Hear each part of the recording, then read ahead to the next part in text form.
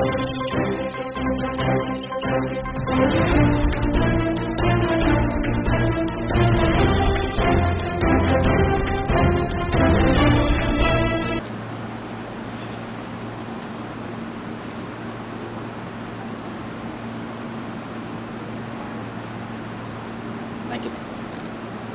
ज़्यादा खबर है, बजट भी आया, इसके बावजूद आप लोगों की उपस्थिति है।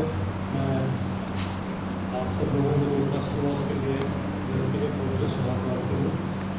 अभी की जो प्रेस है उस पर मैं आपका छोटा सा परिचय करा दूँ। मेजर घनश्याम सिंह जी हैं, हमारे सैनिक प्रकोष्ठ के प्रदेश के संयोजक हैं। कर्नल रमेश कुमार बयाना है, प्रदेश के सह संयोजक हैं। मेजर जनरल अनुज माथुर हैं, प्रकोष्ठ के संरक्षक हैं। और कमांडर बनवारीलाल हैं, प्रदेश कार्यकारिणी के सदस्य हैं। मैं आपसे निवेदन करूँगा कि प्रेस वार्ता को संबोधित करें।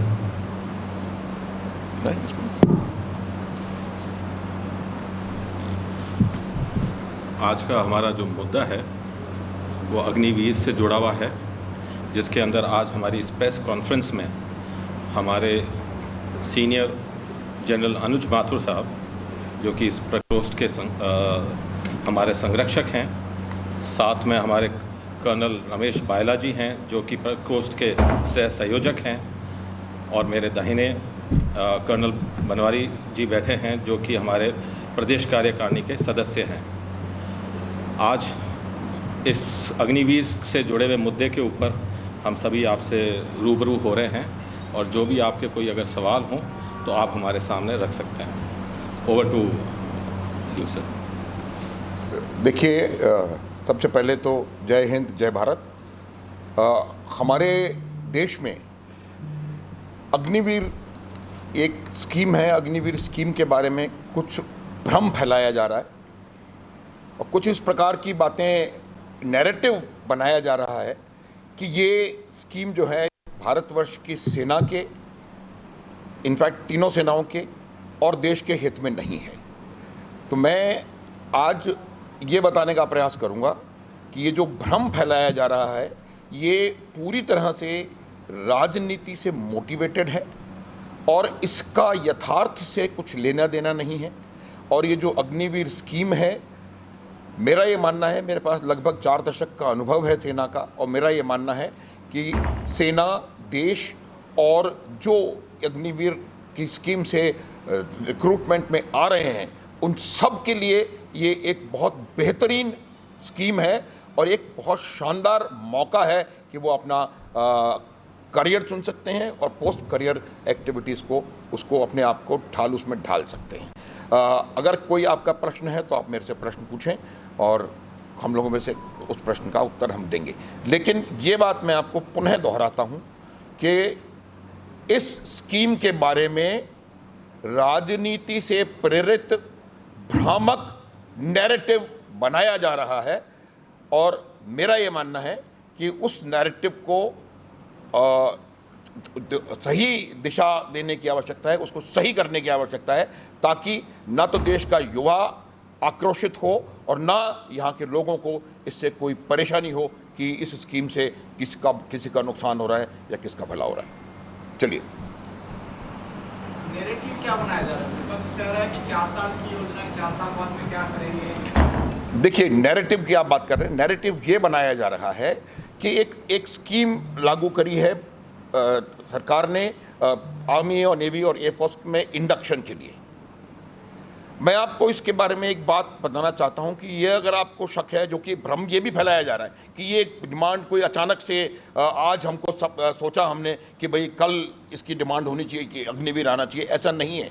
सन 1962 की लड़ाई के बाद पहली बार ये तथ्य सामने आया था हमारी सरकारों के कि सेना की प्रोफाइल को यूथफुल और मोर एनर्जेटिक बनाया जाने की आवश्यकता है। 65 में ये बात दोबारा उभर के आई, क्योंकि वही की वही समस्याएं हमें 1965 के युद्ध में दोबारा देखने को मिली। सन 65 के युद्ध का जो सेना नायक था, जिसने 65 की लड़ाई में भारतवर्ष को जीत दिलाई, जनरल हरबख्श सिंह थे, वेस्टर्न आर्मी के GOC-in-C, और उन्होंने उस समय एक पेपर लिखा था जिसमें उन्होंने एग्जैक्टली इस प्रकार की स्कीम का मेंशन किया था कि अगर आपको, आपकी सेना को लगातार अपने काम करते रहना है और लगातार अपना लक्ष्य हासिल करना है तो इस प्रकार की यूथफुल प्रोफाइल सेना के लिए आवश्यक है।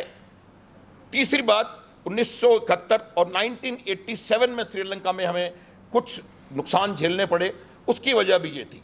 1999 के पश्चात ये एक एक्सपर्ट्स कमेटी बनी थी, ग्रुप ऑफ मिनिस्टर्स की कमेटी बनी थी। उन्होंने भी बिल्कुल नो अनसर्टेन टर्म्स में ये कहा था कि इंडियन आर्मी को एक यूथफुल प्रोफाइल की बहुत सख्त आवश्यकता है। उसके बाद 2006 में जब छठा वेतन आयोग आया, उस छठे वेतन आयोग में भी इस प्रकार की स्कीम का एक मेंशन है। तो ये जो बात बताई जा रही है कि ये सरकार ने आकर के ये एक स्कीम आपके ऊपर थोप दी, ये नैरेटिव है जो मैं बताना चाह रहा हूँ। और दूसरी बात मैं आपको ये साफ तौर पे बता सकता हूँ कि अगर कोई स्कीम, कोई चीज़ सेना के लिए उसके हित में नहीं होगी तो सेना के जो कमांडर हैं उस चीज़ को कदापि मंजूर नहीं करेंगे। क्योंकि ग्राउंड के ऊपर जब दुश्मन से लड़ाई हो रही होती है तो उस समय कोई नहीं होता, उस समय वही सेना का कमांडर होता है जो कि आपको परिणाम देता है। और आपकी सेना ने आपको 47 से लेकर के 2020 तक हर युद्ध में सही परिणाम लेकर के दिया है। तो ये चीज़ आप समझ लें कि कोई भी सेना कोई भी ऐसी स्कीम को मंजूरी नहीं देगी जो कि उसके हित में ना हो। तो ये जो नैरेटिव बिल्डिंग हो रही है, ये मेरे हिसाब से भ्रम फैलाने का एक तरीका है। और ये प्रयास कर रहे हैं कि किसी न किसी तरीके से सरकार के ऊपर कोई इसका लगाया जाए कि चीज़ अच्छी नहीं है और 4 साल बाद निकाल देंगे, ये फेंक देंगे, ये कर देंगे, वो कर देंगे। आप कोई स्पेसिफिक जवाब पूछेंगे, मैं उसका जवाब और दूंगा। लेकिन मैं इतना बताना चाहता हूँ कि जहाँ तक हमारा प्रश्न है, ये एक अच्छी स्कीम है और इसका परिणाम कुछ दिनों में आपको अपने आप नज़र आएगा। और सेना ने इसको आत्मसात किया है, इसमें कोई मुझे शक नहीं है। जी, आपको लगता है इसमें कुछ बदलाव की गुंजाइश है आगे? देखिए, हाँ, 4 साल की बजाय 10 साल, 5 साल? बिल्कुल बिल्कुल। देखिए, कोई भी चीज़ हो, कोई भी चीज़ परफेक्ट कभी भी नहीं होती। आप मुझे बता दें एक कोई चीज़ दुनिया में परफेक्ट हो। हर स्कीम का, हर चीज़ का हमेशा स्कोप रहता है कि इसमें कोई इंप्रूवमेंट हो सकता है, इसमें बेहतरी हो सकती है। और ये सब चीज़ें, ये जो 62 से लेकर अभी तक 50 स्टडी ग्रुप्स बने हैं, सेना ने इस बात को ठोक बजा करके देखा है कि किस प्रकार से वो इंडियन आर्मी की और एयरफोर्स और नेवी की प्रोफाइल को यूथफुल कर सकते हैं। और उसके बाद ये अग्निवीर इसको की स्कीम को आगे बढ़ाया गया है। जहाँ तक सवाल इम्प्रूवमेंट का है, आप इसको चलने तो दें, इसका इम्प्रूवमेंट निश्चित रूप से कोई ना कोई इम्प्रूवमेंट हो सकता है। और अगर होगा, अगर सेना की तरफ से कोई प्रस्ताव आएगा, वो इम्प्रूवमेंट इसके अंदर, मुझे लगता है कि कोई भी सरकार हो, इसको इस इम्प्रूवमेंट को इसमें लागू करने में कोई झिझक नहीं होगी।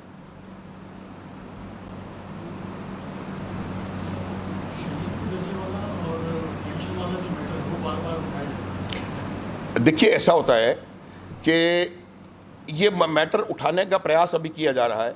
क्या आपको ज्ञात है कि आज से पहले भी जो शॉर्ट सर्विस कमीशन में ऑफिसर्स आते थे, वो जो अगर यदि 5 साल के बाद गए, 10 साल के बाद गए, 14 साल के बाद गए, उनके पास भी पेंशन का कोई स्कोप नहीं था। तो जहाँ तक पेंशन और इन चीज़ों का सवाल है, पूरा एक महकमा है सेना के अंदर, वो मैन पावर प्लानिंग डायरेक्टरेट है, वो हर एक चीज़ की देखभाल करते हैं। और मुझे लगता नहीं है कि 4 साल के बाद पेंशन को देने की आवश्यकता है। लेकिन आप उनके जो एमेलुमेंट्स हैं और जो उनको, जब वो ये अग्निवीर की जगह छोड़ के जाएंगे, तो जो उनको चीज़ें इन टर्म्स ऑफ मनी भी जो दिया जाएगा, वो बहुत है। आप देखेंगे कि जब एक सैनिक छोड़ करके, अग्निवीर छोड़ के जाएगा 4 वर्ष के पश्चात, उसको 11 लाख से ज़्यादा की राशि टैक्स फ्री दी जा रही है। उसके अलावा पहले साल 30,000 उसकी सैलरी है, उसके बाद 33,000 अगले साल, उसके बाद 36,500, फिर 40,000।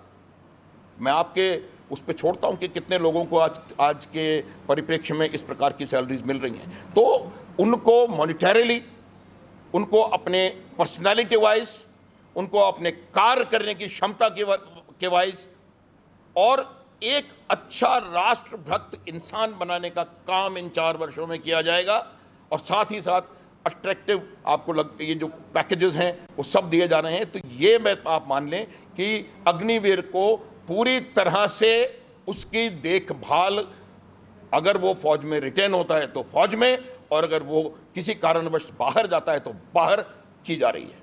सरकार ने बहुत स्कीम्स इसके लिए चालू कर दिए हैं। उन्होंने 100 से ज़्यादा PSUs में इन अग्निवीरों के लिए बहुत वैकेंसीज रिजर्व करी गई हैं। तमाम CAPFs में इनको लिया जा रहा है, होम गार्ड्स में इनको लिया जा रहा है, हजारों TA में लिया जा रहा है। तो 50 तरीके की एवेन्यूज इनके लिए खुली हुई हैं। एक बार आप 4 वर्ष राष्ट्र की सेवा करें, राष्ट्र के प्रति सजग और राष्ट्र के प्रति अपने आप को समर्पित करने वाला एक बहुत बढ़िया ईमानदार मेहनतकश सोल्जर बना करके वो बाहर आएगा।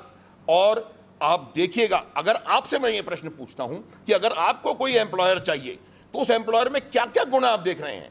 गुण, उसमें स्किल सेट होना चाहिए। इन 4 सालों में शानदार स्किल सेट उसके पास होंगे। उसमें ईमानदारी होनी चाहिए, उसके पास ईमानदारी होगी। उसमें मेहनत करने का मादा होना चाहिए, उसके पास मेहनत करने का मादा होगा। अब उस एम्प्लॉयर के पास उस जो काम करने के लिए डिसिप्लिन की ज़रूरत है वो उसके पास है, जो जज्बे की ज़रूरत है वो उसके पास है। तो आप देखिए किस प्रकार से एक बहुत शानदार, वेल ट्रेंड, राष्ट्रभक्त और हर किस्म से परिपूर्ण एक आपके पास एक पूल ऑफ मैन पावर इकट्ठा हो जाएगा।